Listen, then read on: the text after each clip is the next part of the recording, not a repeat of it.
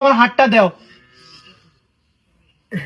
মাগো, আমি যা বলবো সত্য হইলে সত্য বলবা, মিথ্যা হইলে মিথ্যা বলবা। উপরে আল্লাহকে বিশ্বাস করো? হ্যাঁ করি। তোমার ধর্ম ইসলাম, এটা মানো? মানি। মা বলো বিসমিল্লাহ। বিসমিল্লাহ। সুবহানাল্লাহ। সুবহানাল্লাহ। মাগো, তোমার স্বামী খুবই বদমেজাজি, তোমার কোনো কথা শুনে না। তুমি যদি কিছু বলো তোমাকে মারতে আসে। কথা ঠিক না বে ঠিক? ঠিক। রাগ করলা? না। মাগো, সংসার জীবনে তুমি খুবই অসুখী, খুবই হতাশ।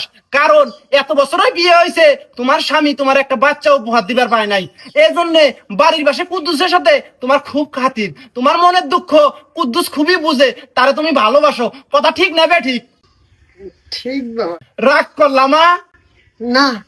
মাগো, আমি আসছি সেই সুদূর বুরুঙ্গামারি থেকে। পেটে খুবই ক্ষুধা, দুপুর বেলায় খাবো। তুমি আমাকে 50 টাকা দিতে পারবা? পারমু।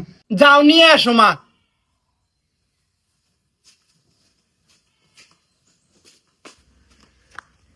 এই যে বাবা নিন। মাশাল্লাহ মাশাল্লাহ। আল্লাহ, তোমার যে বান্দি আমার 50 টাকা দিল নেংডু বাবার উসিলায়, তার মনের সাথে তুমি কবুল কর আল্লাহ। দেখি মা তোমার আটটা আরেকবার। মাগো, মাজারের মধ্যে কিছু পাগল আছে, সারা দিন ওরা মাজারের মধ্যে বসে থাকে মা। কোনোদিন খায় কোনোদিন খায় না। তুমি যেহেতু আমার 50 টাকা দিছো মা, আমার পেটটা ভরবে, কিন্তু আমার এই পাগল গুলার 50 টাকা দিয়ে পেট ভরবে না। পাগল গুলারে এই দুপুরের মধ্যে পেট ভরে খাওয়ামু। তুমি কি কিছু টাকা দিতে পারবা মা? হ্যাঁ বাবা পারমু।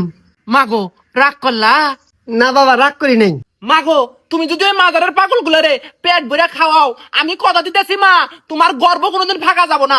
বুসুত বুসুত করে বাসে জন্ম দিবে। মাগো, তুমি তাড়াতাড়ি যাও।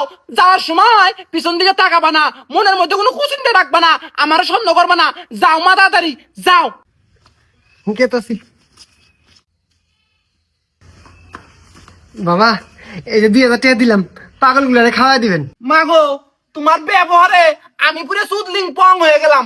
শোনো মা, আগামী 12 তারিখ আমাদের মাজারে বিরাট বড় ওরস হবে। 399টা গরু জবাই করা হবে। 398টা গরু ম্যানেজ হয়েছে, আর একটা গরুর দরকার মা।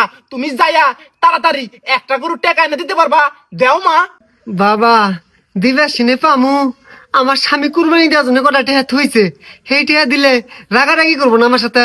ইস রে মা, মনের মধ্যে বড় কষ্ট দিলি রে। তুই কি মনে করতেছিস তোর এই টাকা জলে যাবে? তুই আজকে এখন এখানে টাকা দিবি, কালকে দেখবি তোর ঘরের মধ্যে বস্তায় বস্তায় টাকা ঢুকতেছে। আর বড় ব্যাপার হলো সোনার চান তোর ঘরে আসতেছে। তুই মনে হয় চাস না তোর গর্ভে ফুটফুটে একটা সন্তান জন্ম হোক? হ্যাঁ রে মা, কুরবানি দেওয়ার কথা বলিস, ওই মাজার শরীফে 399টা গরু কুরবানি হবে। তার মধ্যে তুই একটা গরু দিয়া শরীক হবি।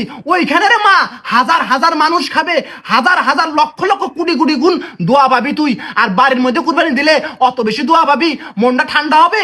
ওইখানে যদি মানুষ খায়, তোর আত্মাটা দেখবি দিলটা পানির মতন বরফের মতন শীতল হয়ে গেছে রে মা। তুই কি চাস না তোর আত্মাটা বরফের মতন শীতল হোক, গর্বে একটা ফুটফুটে সোনার চান আসুক? বাবা আনে থাকুন, আমি এখনই আনতাছি।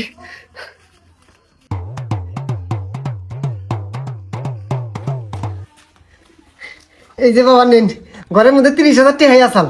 মাগো, আমি আবারও সুদলিং পং হইলাম রে। বাবা যা কইন আর তা কইন, আন্নি কিন্তু আল্লাহ যাইরে আছেন। খামোশ, বদতমিজ। এনে কি কস? না ওই যে কি এর চুদলিং পং কোন খারাপ হয়ে যায়, এই জন্য কইলাম।